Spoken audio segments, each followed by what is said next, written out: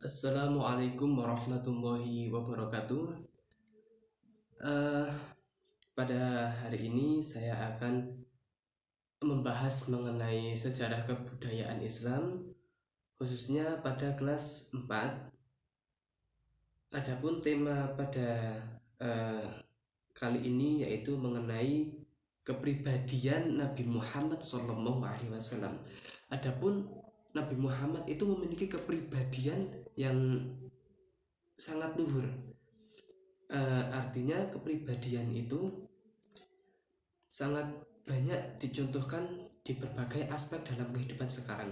Nah, Nabi Muhammad mempunyai tugas untuk menyeru kepada umatnya agar menyembah Allah Subhanahu wa taala.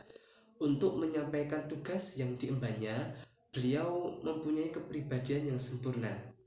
Akhlaknya adalah akhlak daripada Al-Qur'an. Sehingga Nabi Muhammad SAW disebut sebagai rahmat bagi seluruh alam, rahmatan lil alam, rahmat bagi seluruh alam. Beliau terkenal dengan sifat-sifat dan kepribadian yang sangat mulia. Nah, Nabi Muhammad SAW sebagai rahmat bagi seluruh alam terdapat juga disebutkan dalam surat Al-Anbiya ayat 107 yang berbunyi wama arsalnaka illa rahmatan lil alamin, wama arsalnaka illa rahmatan lil alamin. Artinya yaitu dan tiadalah kami mengutus kamu melainkan untuk menjadi rahmat bagi semesta alam. Surat Al-Anbiya ayat 107. Nah, dari ayat di atas tentulah kamu tahu apa yang dimaksud dengan syahidan mubasyiron dayin lillah dan surajan muniron, yaitu apa? Yaitu syahidan artinya menjadi saksi. Besok di hari akhir Nabi Muhammad SAW akan menjadi saksi umatnya di hadapan Allah Subhanahu wa taala. Bagaimana umat para Rasulullah pada saat ini, dimulai dari sejak zamannya Nabi Adam alaihissalam sampai kepada zamannya Rasulullah, itu Rasulullah mengetahui syahidan, menjadi saksi besok di hari kiamat. Sering kita dengar Salawat serta salam senantiasa kita haturkan kepada junjungan kita Nabi besar Nabi Agung Muhammad SAW yang kita nantikan syafaatnya di yaumil kiamah. Nah, kata yang kita nantikan syafaatnya di yaumil kiamah yaitu artinya apa? Yaitu sebagai syahidan, sebagai saksi. Yang kedua yaitu mubasyiron. Mubasyiron artinya pemberi kabar gembira. Pemberi kabar gembira. Nabi Muhammad SAW memberi kabar gembira kepada orang yang beriman bahwa mereka kelak akan masuk surga. Yang kabar gembiranya yaitu mereka kelak akan masuk surga jika menjalankan perintah Allah dan Rasulnya. Jadi Rasulullah SAW memberikan kabar gembira kepada umatnya yaitu dengan bagi mereka yang melaksanakan perintah Allah, takwa kepada Allah, maka Allah akan memasukkannya ke dalam surga. Itu berita gembira. Akan tetapi Nabi Muhammad juga membawakan berita yang bersifat untuk menakut-nakuti, yaitu ketika seseorang melakukan sesuatu atau kesalahan yang sekiranya itu menyebabkan dosa, maka bisa orang tersebut diberikan siksa di dalam neraka. Itulah kabar yang dapat menjadi pelajaran bagi setiap orang Islam. Yang ketiga adalah naziron. Naziron adalah pemberi peringatan. Nabi Muhammad SAW memberi peringatan kepada orang yang tidak beriman kelak akan masuk neraka. Karena apa? Karena dia tidak mau menyembah Allah Subhanahu wa taala dan tidak mau mengikuti perintah daripada Rasulnya. Nah, itu naziron, pemberi peringatan kepada seluruh umat manusia bagi siapapun yang tidak bertakwa kepada Allah Subhanahu wa taala. Untuk yang selanjutnya yaitu ada dayinan ilallah. Dayinan ilallah. Dayinan ilallah artinya penyeru kepada agama Allah. Nabi Muhammad SAW menyeru kepada umatnya, seluruh umat, untuk memeluk agama Islam dan menjalankan syariat agama Islam. Jadi Rasulullah SAW itu menyeru kepada seluruh umat agar menyembah Allah dan tidak untuk menyembah selain Allah. Nah, itu dayinan ilallah, menyembah atas Allah Subhanahu wa taala. Yang selanjutnya adalah sirajan muniran. Sirajan muniron artinya cahaya yang menerangi. Sirajan muniron, nur. Muniron itu berasal dari kata nur yang artinya cahaya. Muniron, nur, cahaya.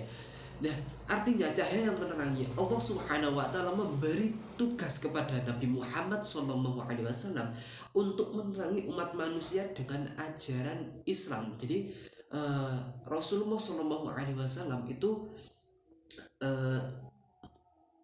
diberikan sirajan muniron, diberikan cahaya yang menerangi. Dalam artian untuk menerangi umat Islam dengan ajaran Islam. Dengan ajaran Islam itu nantinya umat manusia akan mengetahui, oh ini yang baik. Bagaimana Rasulullah ketika saya berpuasa, bagaimana Rasulullah ketika saya bersolat. Jadi dalam konteks ini Rasulullah akan mengajarkan beberapa nilai-nilai luhur Islam. Nah, itu adalah sifat-sifat luhur Rasulullah, diantaranya ada syahidan, mubasyiran, naziran, dayyinan illallah, dan juga sirajan muniron. Selanjutnya kita melihat sifat-sifat mulia Nabi Muhammad SAW ketika berdakwah.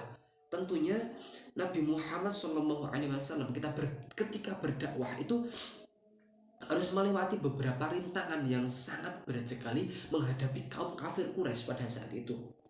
Nah, akan tetapi Allah menurunkan atau memberikan sifat kepada Rasulullah itu 4 sifat ya.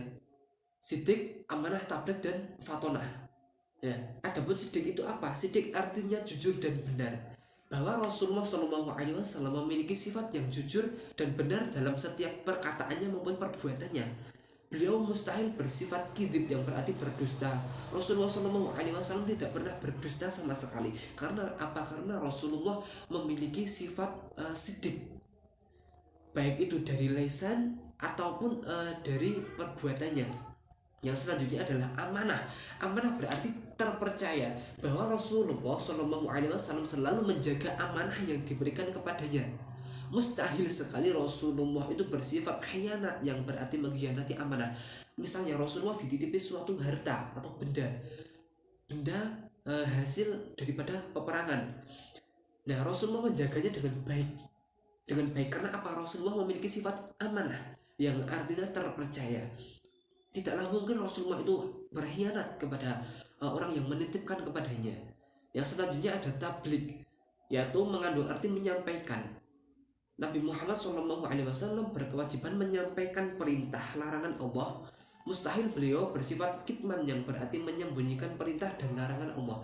Jadi setiap perintah yang telah diberikan Allah, Nabi Muhammad menyampaikan kepada seluruh umat manusia, kepada seluruh kaumnya. Oh ini, perintahnya ini.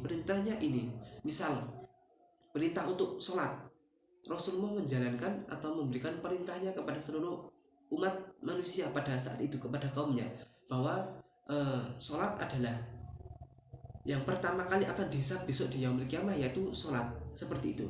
Yang selanjutnya adalah fatonah. Fatonah adalah bijaksana dan cerdas, bahwa Rasulullah SAW dengan bijaksana dan cerdas mengatasi setiap permasalahan yang dihadapi oleh umatnya. Mustahil beliau bersifat baladah yang berarti bodoh.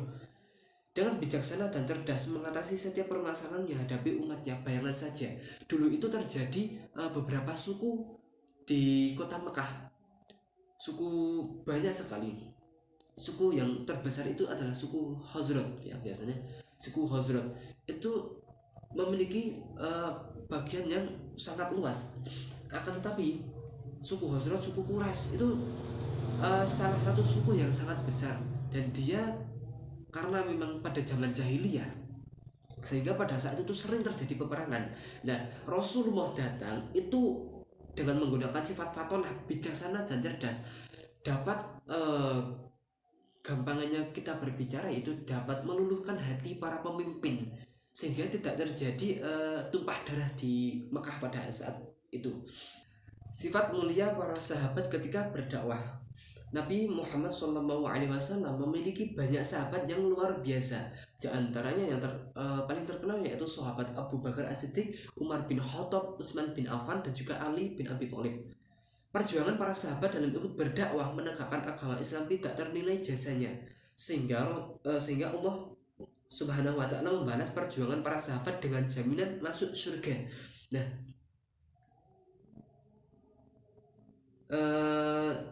dari hal itu Rasulullah Shallallahu Alaihi Wasallam sangat terbantu sekali. Misalnya Abu Bakar As-Siddiq itu sangat cinta dengan Rasulullah sehingga dia berani berkorban harta, benda maupun nyawa. Dia berani untuk membela Rasulullah menegakkan agama Allah.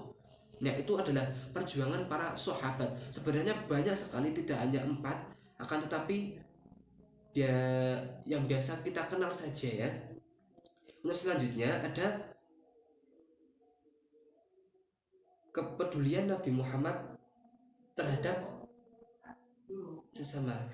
Untuk selanjutnya yaitu kepedulian Rasulullah terhadap sesama. Jadi setelah kita mengetahui mengenai akhlak Rasulullah ya, diantaranya akhlak yang baik itu dan juga sifat-sifat tabligh, sidik, amanah dan fatona. Rasulullah juga memiliki kepedulian terhadap sesama. Keluhuran akhlak Nabi tidak perlu diragukan lagi ya tentunya. Dalam riwayat Muslim disebutkan bahwa ada seorang bertanya kepada Aisyah mengenai akhlak Rasulullah. Aisyah menjawab, akhlak Rasulullah SAW itu adalah akhlak Al-Quran. Tidakkah engkau membaca Al-Quran, sesungguhnya engkau senantiasa dalam akhlak yang mulia. Nah, adapun yang dimaksud dengan akhlak mulia yaitu akhlak yang sesuai dengan ajaran Al-Quran. Apa yang disukai dan dibenci oleh Nabi Muhammad itu adalah apa yang disukai dan dibenci oleh Al-Quran. Rasulullah juga sangat sayang kepada semua makhluk di dunia ini, dari anak-anak, orang yang sakit, yatim piatu, ataupun kepada mereka yang pernah memusuhi sekalipun. Ya, kasih sayang Rasulullah terhadap anak. Rasulullah mempunyai sifat kasih sayang yang luar biasa terhadap semua orang termasuk anak-anak. Dan beliau sangat memahami dunia mereka. Beliau sering bersenda gurau dengan cucu-cucunya yang masih kecil. Bahkan ada yang menaiki punggungnya. Nabi tidak pernah marah sama sekali akan hal itu. Sebab Rasulullah tahu bahwa cucunya belum mengerti. Untuk zaman sekarang mungkin belum nalar. Rasulullah itu paham karena memang cucunya belum mengerti. Kasih sayang Rasulullah kepada anak-anak juga tercermin ketika suatu hari anak-anak sedang bermain. Rasulullah Muhammad SAW datang menghampiri mereka lalu beliau memberi salam. Rasulullah juga sering melepaskan kerinduan kepada anak-anak ketika pulang dari berpergian. Mereka diajak bermain dan bersenda gurau karena lama tidak bertemu. Nah, itu ajaran Rasulullah dengan anak-anaknya. Kasih sayang Rasulullah dengan anak-anak. Yang selanjutnya adalah kasih sayang Rasulullah terhadap anak yatim. Anak yatim yaitu adalah anak yang tidak mempunyai ayah lagi, yang sudah ayahnya meninggal. Pada saat itu banyak sekali faktor, terutama faktor yang besar yaitu karena meninggal dalam peperangan.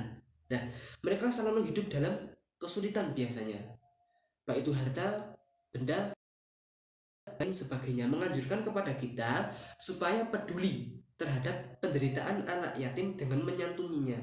Beliau menjelaskan betapa besar balasan Allah Subhanahu wa Ta'ala bagi seseorang yang memperhatikan dan menolong anak yatim. Nah, untuk selanjutnya kasih sayang Rasulullah terhadap orang sakit. Rasulullah mengajarkan kepada kita supaya menjenguk orang yang sedang sakit. Ketika Sa'ad bin Ubaidah menderita sakit, Nabi Muhammad datang menjenguknya. Melihat sahabatnya terbaring, tidak berdaya, Rasulullah menangis. Abu Ja'la Al-Hakim meriwayatkan bahwa Sa'ad bin Hanif berkata, Rasulullah mengunjungi orang-orang Islam yang lemah, menziarahi mereka, menjenguk mereka yang sedang sakit, serta mengantarkan jenazah mereka. Rasulullah juga memerintahkan kepada kita untuk memiliki rasa peduli dan memperhatikan nasib para wanita yang saat itu meninggal oleh suaminya.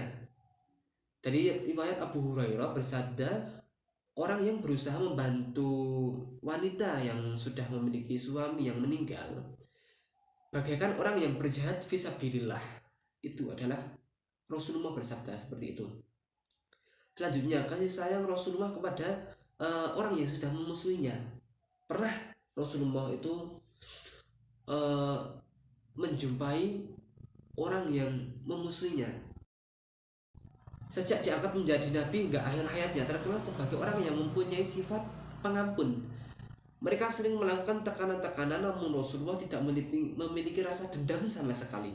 Karena beliau diutus oleh Allah bukan sebagai orang pemarah atau pengutuk, tetapi sebagai seorang pengasih dan juga penyayang. Diriwayatkan bahwa ketika Rasulullah dilukai wajahnya dan dipecahkan giginya oleh pihak musuh dalam perang Uhud, sebagian sahabatnya sangat marah melihat peristiwa itu. Peristiwa itu menyedihkan, lalu mereka berkata, alangkah baiknya jika engkau berdoa agar diturunkan siksa bagi mereka. Akan tetapi Rasulullah malah menjawab seperti ini, sesungguhnya aku tidak diutus sebagai pengutuk. Aku tidak diutus sebagai pengutuk, akan tetapi aku diutus sebagai penyeru kepada petunjuk yang benar dari rahmat. Dan seketika itu Rasulullah berdoa, ya Allah, tunjukkanlah kepada kaumku karena sungguhnya mereka tidak mengetahui. Nah, itu adalah cerminan Rasulullah kepada orang yang memusuhinya. Padahal pada saat itu darah Rasulullah sudah bercucuran akibat perang Uhud tersebut ya. Nah, kepedulian Rasulullah terhadap alam. Nah, pernah kalian menikmati pemandangan alam ya? Tentunya ya. Alam ini sangat indah diciptakan Allah untuk kita semua. Kalian harus pandai bersyukur dengan cara merawatnya dengan baik. Apabila alam yang indah dirusak, maka bencana akan menghampiri kita seperti banjir, tanah longsor, dan yang lain sebagainya. Nah, Allah melarang manusia berbuat kerusakan dan berbuat apa saja yang mengancam kelestarian alam sekitar. Nabi Muhammad sebagai tokoh yang rahmatan lil alamin, rahmat bagi seluruh alam, bukan saja mengasihi kepada sesama manusia, melainkan juga terhadap lingkungan, baik binatang maupun tumbuhan. Rasulullah sangat sayang kepada seluruh alam, baik binatang maupun tumbuhan. Dan menyayangi binatang, bersikap lembut terhadap binatang, lebih-lebih kucing ya. Kucing itu sangat dicintai oleh Rasulullah Shallallahu Alaihi Wasallam. Nah, untuk yang selanjutnya, langsung saja. Rasulullah itu melarang kita menebang pohon secara sembarangan. Karena apa? Terutama pohon-pohon yang berbuah ya.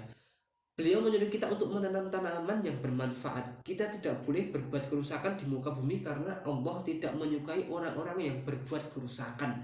Nah, secara tidak langsung Rasulullah mengajarkan kepada kita untuk mencintai alam ini. Dengan apa? Dengan merawatnya dan senantiasa kita bersyukur. Sebab apapun yang terjadi itu karena tidak lain karena memang ulah kita sendiri ya, ulah manusia sendiri, entah itu menebangnya secara liar atau pembakaran hutan yang lain sebagainya, sehingga dapat menyebabkan kekeringan ataupun banjir ya. Yang selanjutnya adalah juga Rasulullah melarang kita bersikap kasar terhadap binatang. Rasulullah tidak pernah memukul sesuatu pun dengan tangannya, menunggangi binatang secara baik, dan jika menyembelih maka disembelihlah secara baik pula. Jadi adapun Rasulullah itu sangat mencintai terhadap alam dan juga terhadap binatang. Rasulullah tidak pernah memukul sekalipun dengan kulitnya kepada binatang.